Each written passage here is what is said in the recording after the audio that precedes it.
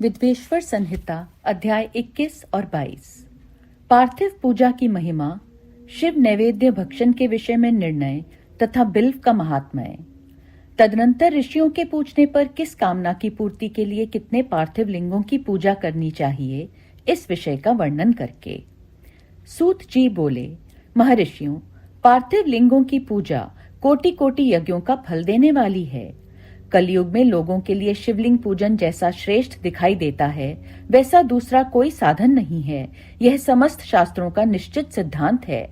शिवलिंग भोग और मोक्ष देने वाला है।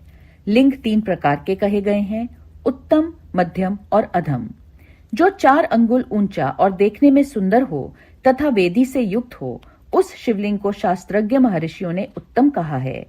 उससे आधा मध्यम और उससे आधा अधम माना गया है। इस तरह 3 प्रकार के शिवलिंग कहे गए हैं जो उत्तरोत्तर श्रेष्ठ हैं। ब्राह्मण, क्षत्रिय, वैश्य, शूद्र अथवा विलोम संकर कोई भी क्यों न हो, वह अपने अधिकार के अनुसार वैदिक अथवा तांत्रिक मंत्र से सदा आदरपूर्वक शिवलिंग की पूजा करे। ब्राह्मणों, महर्षियों, अधिक कहने से क्या लाभ? शिवलिंग का पूजन करने में स्त्रियों का तथा अन्य सब लोगों का भी अधिकार है। द्विजों के लिए वैदिक पद्धति से ही शिवलिंग की पूजा करना श्रेष्ठ है, परंतु अन्य लोगों के लिए वैदिक मार्ग से पूजा करने की सम्मति नहीं है। वेदज्ञ द्विजों को वैदिक मार्ग से ही पूजन करना चाहिए, अन्य मार्ग से नहीं। यह भगवान शिव का कथन है। दधीची और गौतम आदि के शाप से जिनका चित्त दग्ध हो गया है, उन द्विजों की वैदिक कर्म में श्रद्धा नहीं होती। जो मनुष्य वेदों तथा स्मृतियों में कहे हुए सत्कर्मों की अवहेलना करके दूसरे कर्म को करने लगता है, उसका मनोरथ कभी सफल नहीं होता। इस प्रकार विधि पूर्वक भगवान शंकर का नैवेद्यांत पूजन करके उनकी त्रिभुवनमयी 8 मूर्तियों का भी वहीं पूजन करें। पृथ्वी, जल, अग्नि, वायु, आकाश, सूर्य, चंद्रमा तथा यजमान, ये भगवान शंकर की 8 मूर्तियां कही गई हैं।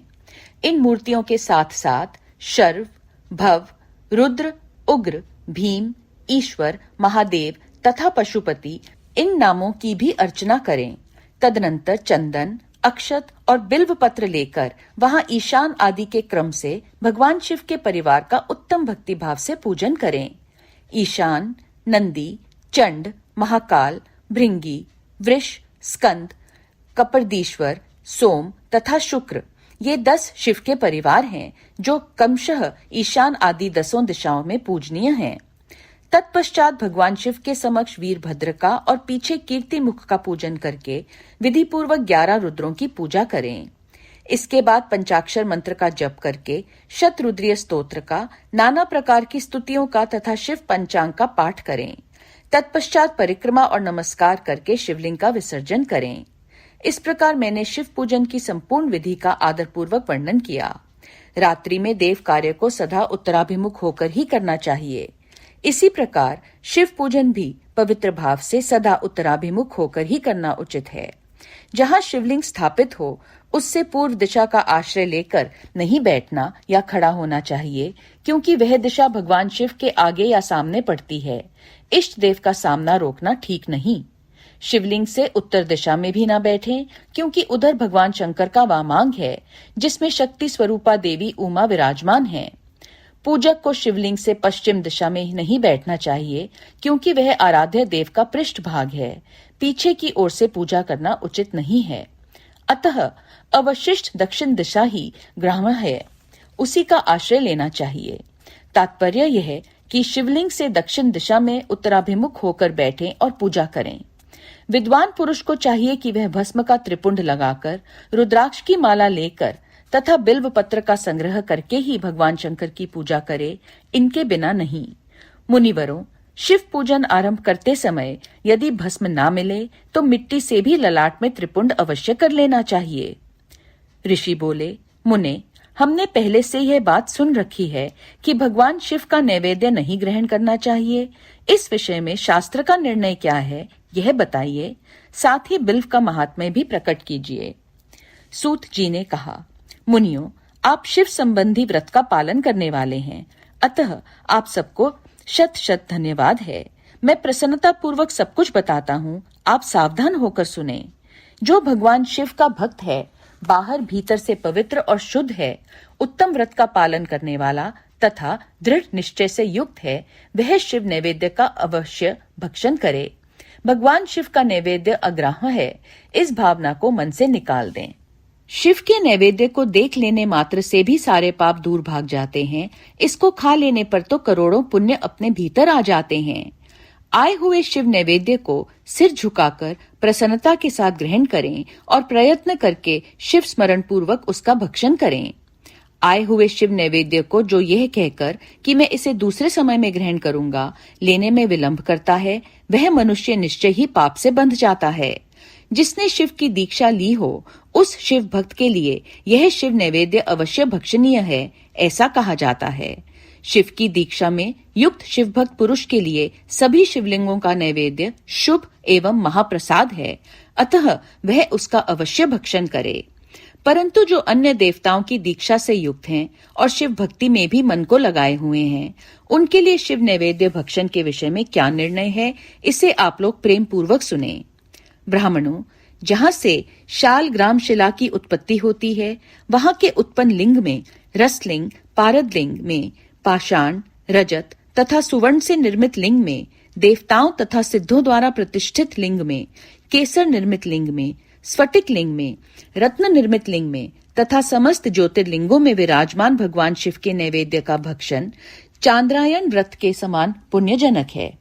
ब्रह्म हत्या करने वाला पुरुष भी यदि पवित्र होकर शिव निर्माल्य का भक्षण करके उसे सिर पर धारण करे, तो उसका सारा पाप शीघ्र ही नष्ट हो जाता है। पर जहाँ चंड का अधिकार है, वहाँ जो शिव निर्मालय है, उसे साधारण मनुष्यों को नहीं खाना चाहिए। जहाँ चंड का अधिकार नहीं है, वहाँ के शिव निर्मालय का सभी को भक्तिपूर्वक भोजन करना चाहिए। बाणलिंग, नर्मदेश्वर, लोह निर्मित स्वर्णादि धातुमय लिंग, सिद्धलिंग, जिन लिंगों की उपासना से किसी ने सिद्धि प्राप्त की है अथवा जो सिद्धों द्वारा स्थापित है, वे लिंग, स्वयंभू लिंग, इन सब लिंगों में तथा शिव की प्रतिमाओं, मूर्तियों में चंड का अधिकार नहीं है। जो मनुष्य शिवलिंग को विधिपूर्वक स्नान कराकर उस स्नान के जल का 3 बार आचमन करता है, उसके कायिक, वाचिक और मानसिक तीनों प्रकार के पाप यहाँ शीघ्र नष्ट हो जाते हैं। जो शिव नैवेद्य पत्र, पुष्प, फल और जल अग्राह्य है, वे सब भी शाल ग्राम शिला के स्पर्श से पवित्र ग्रहण के योग्य हो जाता है। मुनीश्वरों, शिवलिंग के ऊपर चढ़ा हुआ जो द्रव्य है, वह अग्राह्य है। जो वस्तु लिंग स्पर्श से रहित है, अर्थात जिस वस्तु को अलग रखकर शिवजी को निवेदित किया जाता है, लिंग के ऊपर चढ़ाया नहीं जाता, उसे अत्यंत पवित्र जानना चाहिए। मुनिवरों, इस प्रकार नैवेद्य के विषय में शास्त्र का निर्णय बताया गया। अब तुम लोग सावधान हो, आदर पूर्वक बिल्व का महात्म्य सुनो। यह बिल्व वृक्ष महादेव का ही रूप है। देवताओं ने भी इसकी स्तुति की है। फिर जिस किसी तरह से इसकी महिमा कैसे जानी जा सकती है? तीनों लोकों में जितने पुण्य तीर्थ प्रसिद्ध हैं, वे संपूर्ण तीर्थ बिल्व के मूल भाग में निवास करते हैं। जो पुण्यात्मा मनुष्य बिल्व के मूल में लिंग स्वरूप अविनाशी महादेव जी का पूजन करता है, वह निश्चय ही शिवपद को प्राप्त होता है। जो बिल्व की जड़ के पास जल से अपने मस्तक को सींचता है, वह संपूर्ण तीर्थों में स्नान का फल पा लेता है और वही इस भूतल पर पावन माना जाता है। इस बिल्व की जड़ के परम उत्तम थाले को जल से भरा हुआ देखकर महादेव जी पूर्णतया संतुष्ट होते हैं। जो मनुष्य गंध, पुष्प आदि से बिल्व के मूल भाग का पूजन करता है, वह शिवलोक को पाता है और इस लोक में भी उसकी सुख संतति बढ़ती है। जो बिल्व की जड़ के समीप आदरपूर्वक दीपावली जलाकर रखता है, वह तत्व ज्ञान से संपन्न हो भगवान महेश्वर में मिल जाता है। जो बिल्व की शाखा थामकर हाथ से उसके नए नए पल्लव उतारता और उनसे उस बिल्व की पूजा करता है, वह सब पापों से मुक्त हो जाता है। जो बिल्व की जड़ के समीप भगवान शिव में अनुराग रखने वाले एक भक्त को भी भक्तिपूर्वक भोजन कराता है, उसे कोटि गुना पुण्य प्राप्त होता है। जो बिल्व की जड़ के पास शिव भक्त को खीर और घृत से युक्त अन्न देता है, वह कभी दरिद्र नहीं होता। ब्राह्मणों, इस प्रकार मैंने सांगोपांग शिवलिंग पूजन का वर्णन किया।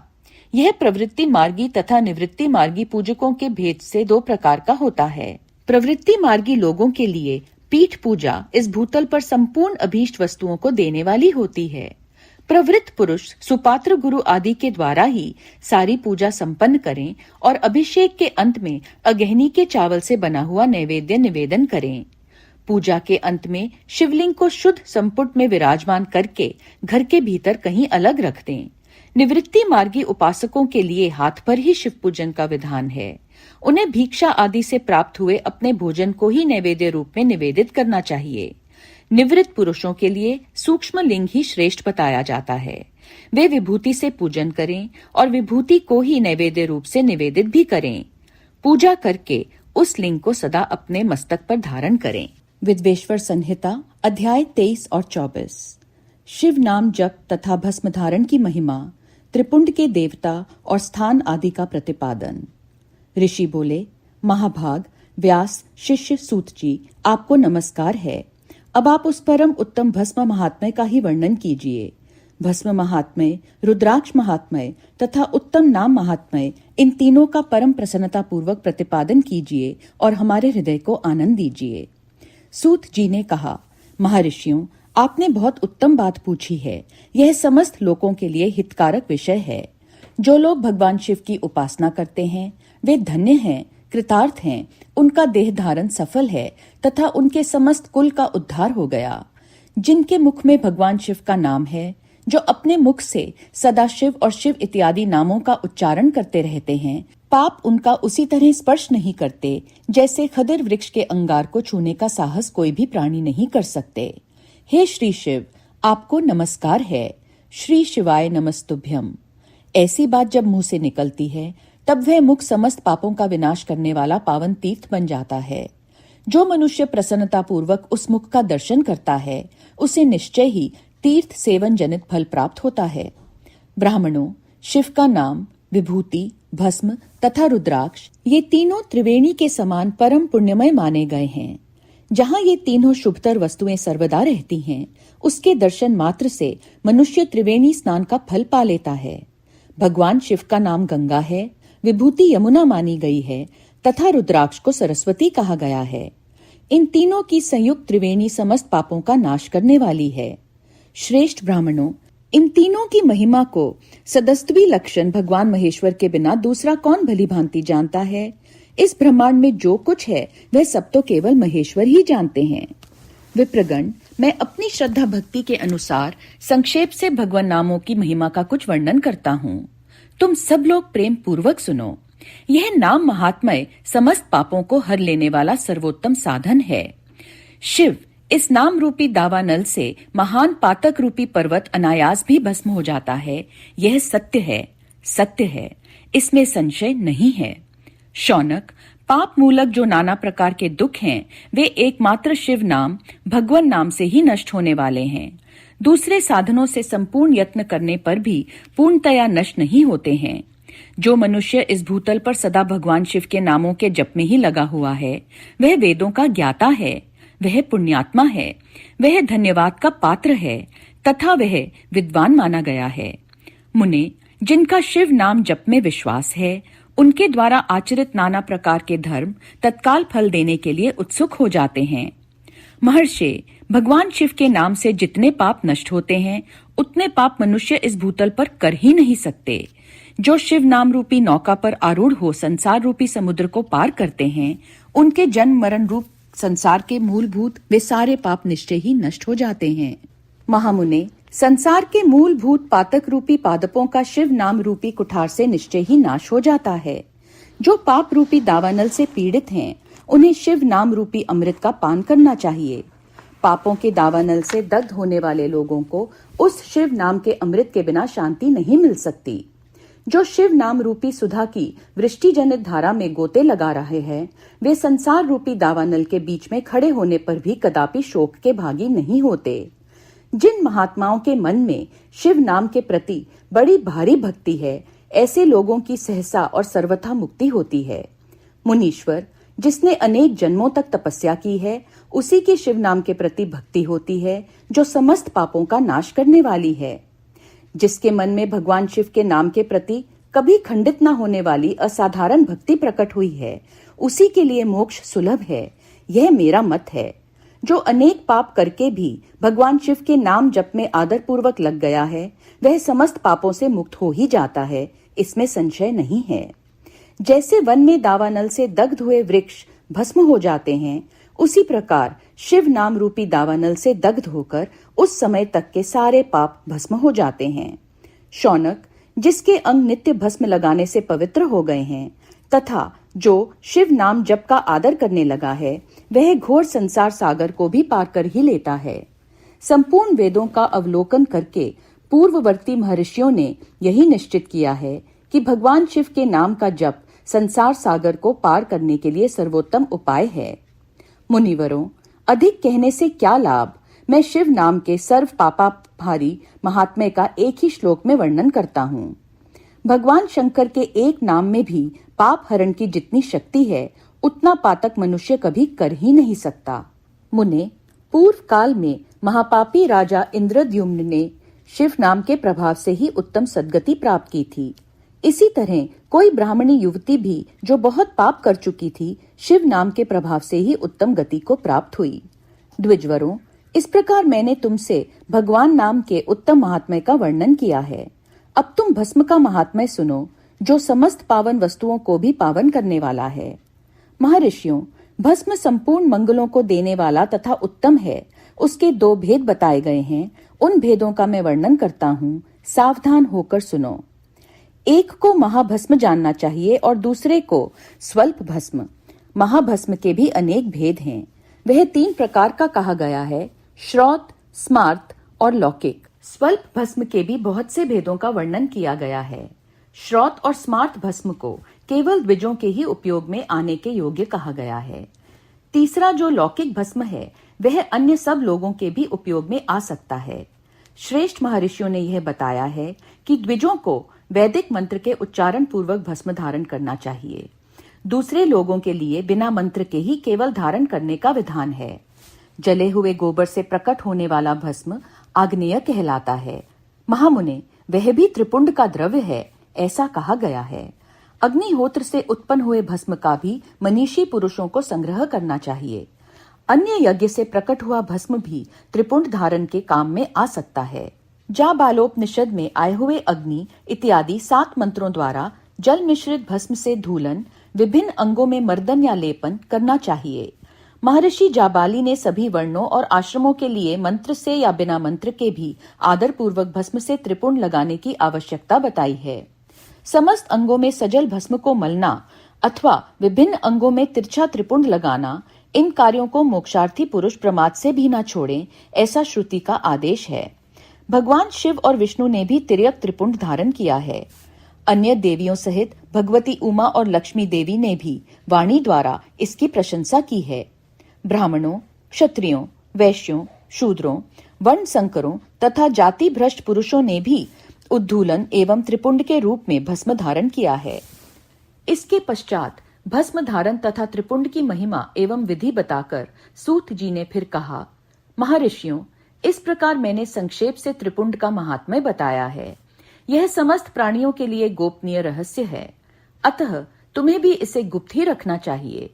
मुनिवरों, ललाट आदि सभी निर्दिष्ट स्थानों में जो भस्म से 3 तिरछी रेखाएं बनाई जाती हैं, उन्हीं को विद्वानों ने त्रिपुंड कहा है। भौहों के मध्य भाग से लेकर जहां तक भौहों का अंत है, उतना बड़ा त्रिपुंड ललाट में धारण करना चाहिए। मध्यमा और अनामिका अंगुली से 2 रेखाएं करके बीच में अंगुष्ठ द्वारा प्रतिलोभ भाव से की गई रेखा त्रिपुंड कहलाती है, अथवा बीच की 3 अंगुलियों से भस्म लेकर यत्नपूर्वक भक्ति भाव से ललाट में त्रिपुंड धारण करें। त्रिपुंड अत्यंत उत्तम तथा भोग और मोक्ष को देने वाला है। त्रिपुंड की 3 रेखाओं में से प्रत्येक के 9 देवता हैं, जो सभी अंगों में स्थित हैं। मैं उनका परिचय देता हूँ, सावधान होकर सुनो।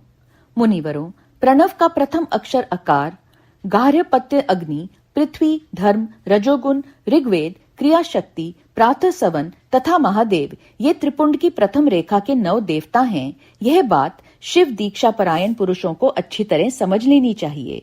प्रणव का दूसरा अक्षर उकार, दक्षिणाग्नि, आकाश, सत्वगुण, यजुर्वेद, मध्यंदिन सवन, इच्छा शक्ति, अंतरात्मा तथा महेश्वर, ये दूसरी रेखा के 9 देवता हैं। प्रणव का तीसरा अक्षर मकार, आहवनीय अग्नि परमात्मा, तमोगुण द्युलोक, ज्ञान शक्ति सामवेद, तृतीय सवन तथा शिव ये तीसरी रेखा के 9 देवता हैं।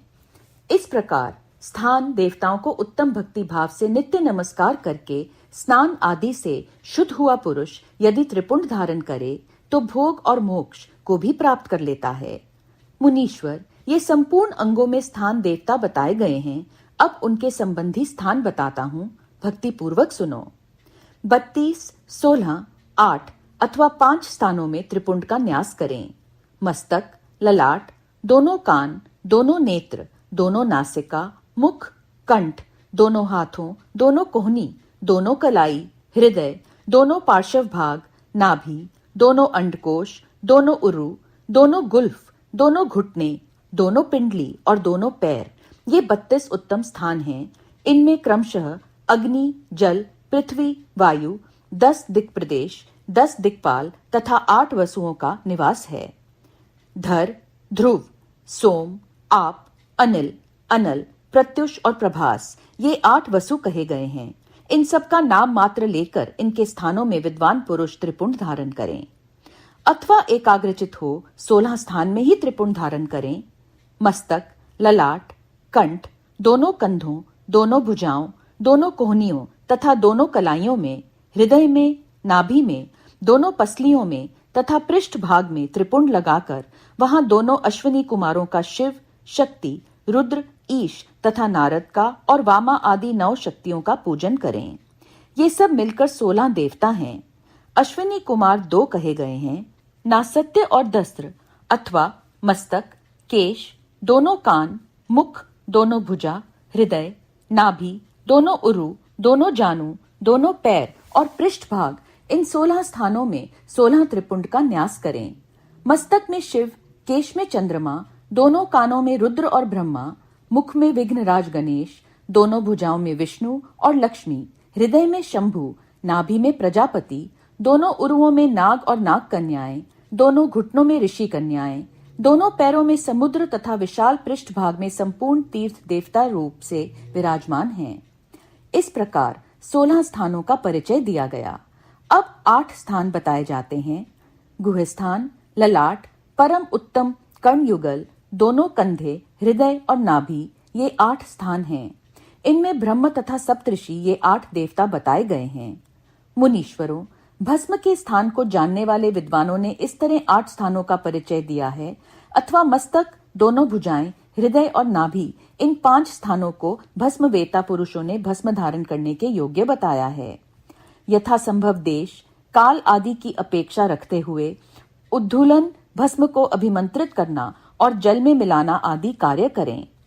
यदि उद्धूलन में भी असमर्थ हो तो त्रिपुंड आदि लगाएं।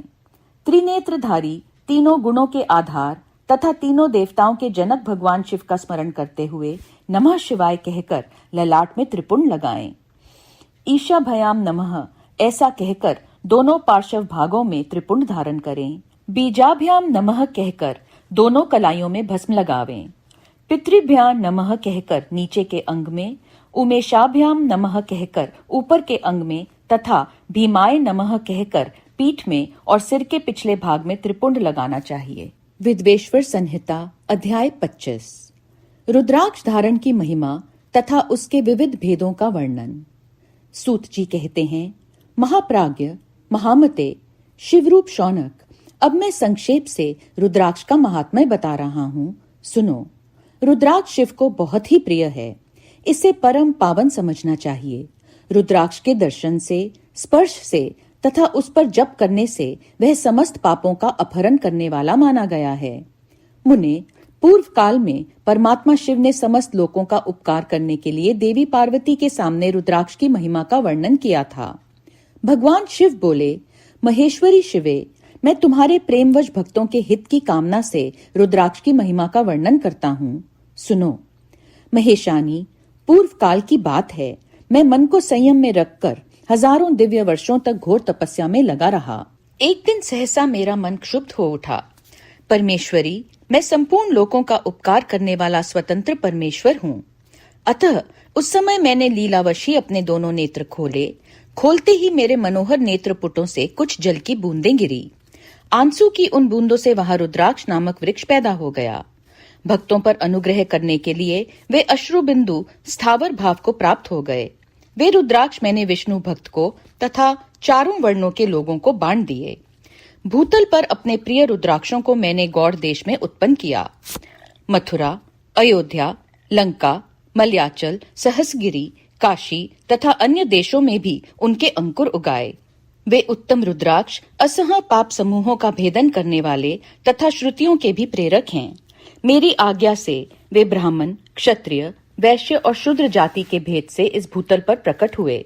रुद्राक्षों की ही जाति के शुभाक्ष भी हैं। उन ब्रह्मांडादि जाति वाले रुद्राक्षों के वर्ण श्वेत, रक्त, पीत तथा कृष्ण जानने चाहिए। मनुष्य को चाहिए कि वे क्रमशः वर्ण के अनुसार अपनी जाति का ही रुद्राक्ष धारण करे। भोग और मोक्ष की इच्छा रखने वाले चारों वर्णों के लोगों और विशेषत शिव भक्तों को शिव पार्वती की प्रसन्नता के लिए रुद्राक्ष के फलों को अवश्य धारण करना चाहिए। आंवले के फल के बराबर जो रुद्राक्ष हो वह श्रेष्ठ बताया गया है। जो बेर के फल के बराबर हो उसे मध्यम श्रेणी का कहा गया है और जो चने के बराबर हो उसकी गणना निम्न कोटि में की गई है। अब इसकी उत्तमता को परखने की यह दूसरी उत्तम प्रक्रिया बताई जाती है। इसे बताने का उद्देश्य है भक्तों की हित कामना। पार्वती, तुम भली भांति प्रेम पूर्वक इस विषय को सुनो। महेश्वरी, जो रुद्राक्ष बेर के फल के बराबर होता है वह उतना छोटा होने पर भी लोक में उत्तम फल देने वाला तथा सुख सौभाग्य की वृद्धि करने वाला होता है। जो रुद्राक्ष आंवले के फल के बराबर होता है वह समस्त अरिष्टों का विनाश करने वाला होता है तथा जो गुंजा फल के समान बहुत छोटा होता है वह संपूर्ण मनोरथों और फलों की सिद्धि करने वाला है। रुद्राक्ष जैसे जैसे छोटा होता है वैसे ही वैसे अधिक फल देने वाला होता है। एक एक बड़े रुद्राक्ष से एक एक छोटे रुद्राक्ष को विद्वानों ने 10 गुना अधिक फल देने वाला बताया है। पापों का नाश करने के लिए रुद्राक्ष धारण आवश्यक बताया गया है। वह निश्चय ही संपूर्ण अभीष्ट मनोरथों का साधक है, अतः अवश्य ही उसे धारण करना चाहिए। परमेश्वरी, लोक में मंगलमय रुद्राक्ष जैसा फल देने वाला देखा जाता है वैसी फलदायिनी दूसरी कोई माला नहीं दिखाई देती। देवी, समान आकार प्रकार वाले चिकने, मजबूत, स्थूल, कंटक युक्त, उभरे हुए छोटे छोटे दानों वाले और सुंदर रुद्राक्ष अभिलषित पदार्थों के दाता तथा सदैव भोग और मोक्ष देने वाले हैं। जिसे कीड़ों ने दूषित कर दिया हो, जो टूटा फूटा हो, जिसमें उभरे हुए दाने ना हो, जो व्रण युक्त हो तथा जो पूरा पूरा गोल ना हो, इन 5 प्रकार के रुद्राक्षों को त्याग देना चाहिए। जिस रुद्राक्ष में अपने आप ही डोरा पिरोने के योग्य छिद्र हो गया हो वही यहाँ उत्तम माना गया है। जिसमें मनुष्य के प्रयत्न से छेद किया गया हो वह मध्यम श्रेणी का होता है। रुद्राक्ष धारण बड़े बड़े पातकों का नाश करने वाला है। इस जगत में 1100 रुद्राक्ष धारण करके मनुष्य जिस फल को पाता है उसका वर्णन सैकड़ों वर्षों में भी नहीं किया जा सकता। भक्तिमान पुरुष 550 रुद्राक्ष के दानों का सुंदर मुकुट बना ले और उसे सिर पर धारण करे। 360 दानों को लंबे सूत्र में पिरोकर एक हार बना ले। वैसे वैसे 3 हार बनाकर भक्तिपरायण पुरुष उनका यज्ञोपवीत तैयार करे और उसे यथास्थान धारण किए रहे। इसके बाद किस अंग में कितने रुद्राक्ष धारण करने चाहिए यह बताकर सूत जी बोले, महर्षियों, सिर पर ईशान मंत्र से, कान में तत्पुरुष मंत्र से तथा गले और हृदय में अघोर मंत्र से रुद्राक्ष धारण करना चाहिए। विद्वान पुरुष दोनों हाथों में अघोर बीज मंत्र से रुद्राक्ष धारण करे। उदर पर वामदेव मंत्र से 15 रुद्राक्षों द्वारा गुंथी हुई माला धारण करे अथवा अंगों सहित प्रणव का 5 बार जप करके रुद्राक्ष की 3, 5 या 7 मालाएं धारण करे अथवा मूल मंत्र नमः शिवाय से ही समस्त रुद्राक्षों को धारण करे। रुद्राक्षधारी पुरुष अपने खान पान में मदिरा, मांस, लसन, प्याज, सहिजन, लिसोड़ा आदि को त्याग दे। गिरिराज नंदिनी में श्वेत रुद्राक्ष केवल ब्राह्मणों को ही धारण करना चाहिए। गहरे लाल रंग का रुद्राक्ष क्षत्रियों के लिए हितकर बताया गया है। वैश्यों के लिए प्रतिदिन बारंबार पीले रुद्राक्ष को धारण करना आवश्यक है और शूद्रों को काले रंग का रुद्राक्ष धारण करना चाहिए। यह वेदोक्त मार्ग है। ब्रह्मचारी, वानप्रस्थ, गृहस्थ और सन्यासी सबको नियम पूर्वक रुद्राक्ष धारण करना उचित है। इसे धारण करने का सौभाग्य बड़े पुण्य से प्राप्त होता है। उमें पहले आंवले के बराबर और फिर उससे भी छोटे रुद्राक्ष धारण करें।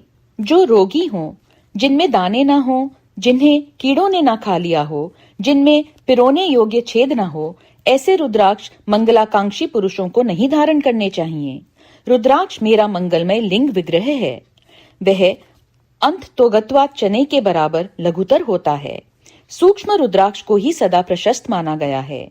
सभी आश्रमों, समस्त वर्णों, स्त्रियों और शूद्रों को भी भगवान शिव की आज्ञा के अनुसार सदैव रुद्राक्ष धारण करना चाहिए। यतियों के लिए प्रणव के उच्चारण पूर्वक रुद्राक्ष धारण करने का विधान है। जिसके ललाट में त्रिपुंड लगा हो और सभी अंग रुद्राक्ष से विभूषित हों तथा जो मृत्युंजय मंत्र का जप कर रहा हो, उसका दर्शन करने से साक्षात रुद्र के दर्शन का फल प्राप्त होता है। पार्वती, रुद्राक्ष अनेक प्रकार के बताए गए हैं। मैं उनके भेदों का वर्णन करता हूँ। वे भेद भोग और मोक्ष रूप फल देने वाले हैं। तुम उत्तम भक्ति भाव से उनका परिचय सुनो। एक मुख वाला रुद्राक्ष साक्षात शिव का स्वरूप है। वह भोग और मोक्ष रूपी फल प्रदान करता है। जहाँ रुद्राक्ष की पूजा होती है, वहां से लक्ष्मी दूर नहीं जाती। उस स्थान के सारे उपद्रव नष्ट हो जाते हैं तथा वहां रहने वाले लोगों की संपूर्ण कामनाएं पूर्ण होती हैं। दो मुख वाला रुद्राक्ष देव देवेश्वर कहा गया है। वह संपूर्ण कामनाओं और फलों को देने वाला है। तीन मुख वाला रुद्राक्ष सदा साक्षात साधन का फल देने वाला है। उसके प्रभाव से सारी विद्याएं प्रतिष्ठित होती हैं। चार मुख वाला रुद्राक्ष साक्षात ब्रह्म का रूप है। वह दर्शन और स्पर्श से शीघ्र ही धर्म, अर्थ, काम और मोक्ष इन चारों पुरुषार्थों को देने वाला है। पांच मुख वाला रुद्राक्ष साक्षात कालाग्नि रुद्र रूप है। वह सब कुछ करने में समर्थ है। सबको मुक्ति देने वाला तथा संपूर्ण मनोवांछित फल प्रदान करने वाला है। पंचमुख रुद्राक्ष समस्त पापों को दूर कर देता है। छह मुख वाला रुद्राक्ष कार्तिकेय का स्वरूप है। यदि दाहिनी बाह में उसे धारण किया जाए तो धारण करने वाला मनुष्य ब्रह्म हत्या आदि पापों से मुक्त हो जाता है। इसमें संशय नहीं है। महेश्वरी, सात मुख वाला रुद्राक्ष अनंग स्वरूप है और अनंग नाम से ही प्रसिद्ध है। देवेशी, उसको धारण करने से दरिद्र भी ऐश्वर्यशाली हो जाता है। आठ मुख वाला रुद्राक्ष अष्टमूर्ति भैरव रूप है। उसको धारण करने से मनुष्य पूर्णायु होता है और मृत्यु के पश्चात शूलधारी शंकर हो जाता है। नौ मुख वाले रुद्राक्ष को भैरव तथा कपिल मुनि का प्रतीक माना गया है अथवा नौ रूप धारण करने वाली महेश्वरी दुर्गा उसकी अधिष्ठात्री देवी मानी गई है। जो मनुष्य भक्ति परायण हो अपने बाएं हाथ में नवमुख रुद्राक्ष को धारण करता है, वह निश्चय ही मेरे समान सर्वेश्वर हो जाता है। इसमें संशय नहीं है। महेश्वरी, 10 मुख वाला रुद्राक्ष साक्षात भगवान विष्णु का रूप है। देवेशी, उसको धारण करने से मनुष्य की संपूर्ण कामनाएं पूर्ण हो जाती हैं। परमेश्वरी, 11 मुख वाला जो रुद्राक्ष है वह रुद्र रूप है। उसको धारण करने से मनुष्य सर्वत्र विजयी होता है। 12 मुख वाले रुद्राक्ष को केश प्रदेश में धारण करें। उसके धारण करने से मानो मस्तक पर 12 आदित्य विराजमान हो जाते हैं। 13 मुख वाला रुद्राक्ष विश्व देवों का स्वरूप है। उसको धारण करके मनुष्य संपूर्ण अभीष्टों को पाता तथा सौभाग्य और मंगल लाभ करता है। 14 मुख वाला जो रुद्राक्ष है वह परम शिव रूप है। उसे भक्ति पूर्वक मस्तक पर धारण करें। इससे समस्त पापों का नाश होता है। गिरिराज कुमारी, इस प्रकार मुखों के भेद से रुद्राक्ष के 14 भेद बताए गए। अब तुम क्रमशः उन रुद्राक्षों के धारण करने के मंत्रों को प्रसन्नता पूर्वक सुनो। इन 14 मंत्रों द्वारा क्रमशः 1 से लेकर 14 मुख वाले रुद्राक्ष को धारण करने का विधान है। साधक को चाहिए कि वह निद्रा और आलस्य का त्याग करके श्रद्धा भक्ति से संपन्न हो संपूर्ण मनोरथों की सिद्धि के लिए उक्त मंत्रों द्वारा उन रुद्राक्षों को धारण करे। रुद्राक्ष की माला धारण करने वाले पुरुष को देखकर भूत, प्रेत, पिशाच, डाकिनी, शाकिनी तथा जो अन्य द्रोहकारी राक्षस आदि हैं, वे सब के सब दूर भाग जाते हैं। जो कृत्रिम अभिचार आदि प्रयुक्त होते हैं, वे सब रुद्राक्षधारी को देखकर सशंक हो दूर खिसक जाते हैं। पार्वती, रुद्राक्ष मालाधारी पुरुष को देखकर मैं शिव, भगवान विष्णु, देवी दुर्गा, गणेश, सूर्य तथा अन्य देवता भी प्रसन्न हो जाते हैं। महेश्वरी, इस प्रकार रुद्राक्ष की महिमा को जानकर धर्म की वृद्धि के लिए भक्ति पूर्वक पूर्वोक्त मंत्रों द्वारा विधिवत उसे धारण करना चाहिए। मुनीश्वर, भगवान शिव ने देवी पार्वती के सामने जो कुछ कहा था वह सब तुम्हारे प्रश्न के अनुसार मैंने कह सुनाया। मुनीश्वरों, मैंने तुम्हारे समक्ष इस विद्वेश्वर संहिता का वर्णन किया है। यह संहिता संपूर्ण सिद्धियों को देने वाली तथा भगवान शिव की आज्ञा से नित्य मोक्ष प्रदान करने वाली है। विद्वेश्वर संहिता समाप्त। ओम नमः शिवाय, ओम नमः शिवाय, ओम नमः शिवाय।